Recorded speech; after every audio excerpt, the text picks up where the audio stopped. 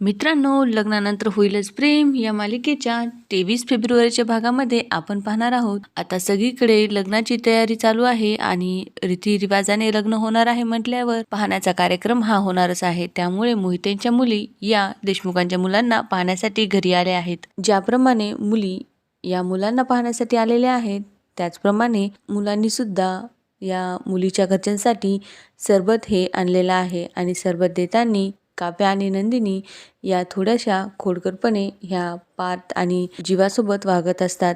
तेव्हा जीवा म्हणतो की आगावच आहेत थोड्या बायका. यानंतर पार्थ म्हणतो की हो, बहिणी बहिणीच आहेत. त्यांना असं बोलताना पाहून काव्या आणि नंदिनी मात्र खूप गोड हसतात.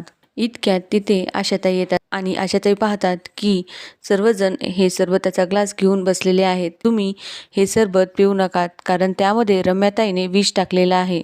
हे ऐकून सर्वजण चकित होतात आणि त्या ग्लासकडे आणि रम्याकडे पाहतच राहतात.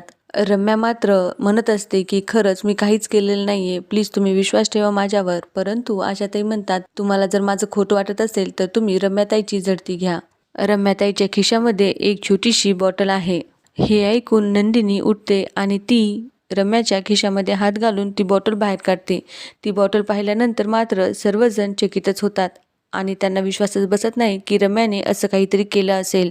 तर मित्रांनो, रम्याने खरंच एवढं मोठं पाऊल उचललं असेल का की हा तिचा नवीन डाव असेल.